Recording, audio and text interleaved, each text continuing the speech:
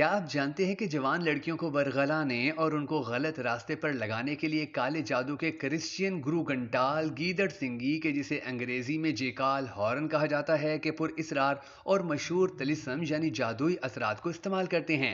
गीदड़ सिंगी के मुतल्लिक हिंदुस्तान और पाकिस्तान में रहने वाला हर दूसरा शख्स इब्तदाई मालूमात तो जानता है, लेकिन पुरअसरार बालों के इस गुच्छे में ऐसा क्या राज छुपा है कि हर शख्स ख्वाहिश रखता है कि एक बार गीदड़ सिंगी उसके हाथ लग जाए। वैसे तो पेड़ पौधे, फल फूल, जड़ी बूटियां हमारे लिए ग़िज़ा भी हैं और दवा भी, बल्कि कायनात में पाई जाने वाले मुख्तलिफ अजनास व मादनियात के फ़ायदा नुकसान के अलावा मुख्तलिफ जानवरों के मनहूस और मुबारक होने से मुतल्लिक बेशुमार वाक़यात और तसव्वुरात ज़माने कदीम से आज तक चले आ रहे हैं।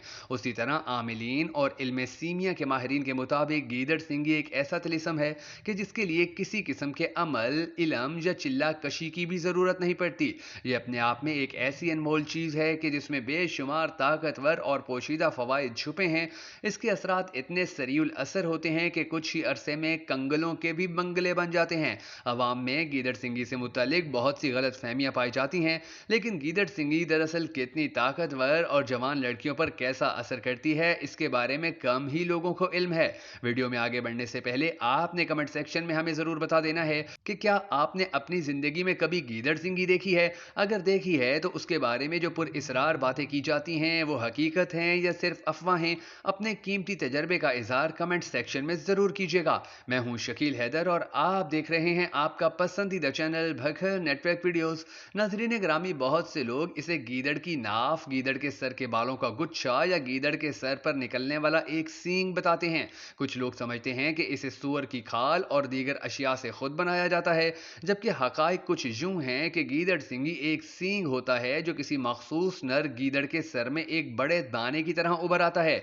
यह सींग वक्त के साथ साथ बढ़ता चला जाता है, लिहाजा जैसे एक पौधे को उसकी जड़ समेत जमीन से उखाड़ लिया जाता है, बिल्कुल उसी तरह इल्म सीमिया के माहिरीन इंतहाई एहतियात के साथ इस सींग को जड़ समेत गीदड़ के सर से निकाल कर हनूत करके किसी डब या बोतल में सिंदूर के साथ महफूज कर लेते हैं।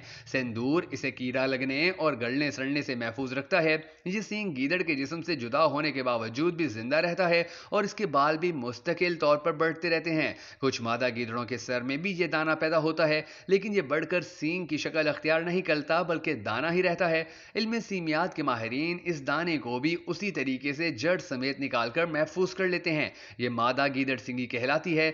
अब सवाल यह है कि साइंस गीदड़ सिंगी के बारे में क्या कहती है, तो जान लीजिए कि साइंस गीदड़ सिंगी के इन मख्फी असरात को नहीं मानती। माहिरीन हैवानियात के मुताबिक गीदड़ सिंगी एक मखसूस बीमारी की वजह से पैदा होती है। ये दाना या सींग दरअसल एक ट्यूमर होता है जो किसी गीदड़ के सर में निकल आता है। गीदड़ के सर से अलग होने के बावजूद गीदड़ सिंगी के मुसलसल बढ़ने के हवाले से माहिरीन हैवानियात का कहना है कि इस ट्यूमर में क्योंकि बैक्टीरिया मौजूद होते हैं और ये बैक्टीरिया एक दूसरे को खाकर बढ़ते रहते हैं, लेकिन माहिरीन हैवानियात की ये दलील इस वजह से बेबुनियाद लगती है क्योंकि ट्यूमर तो और भी बहुत से जानवरों में भी पाए जाते हैं और उनमें भी बैक्टीरिया मौजूद होते हैं, लेकिन ये ट्यूमर जिस्म से अलहदा होने के बाद गलने सड़ने लगते हैं।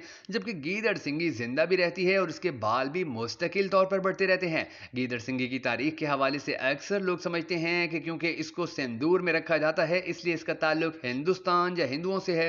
दर हकीकत गीदड़ सिंगी का जिक्र हमें कदीम मिस्र में मिलता है और इसकी एक वजह यह भी है कि कदीम मिस्र में गीदड़ को एक इंतहाई मुतबर्रिक जानवर समझा जाता था।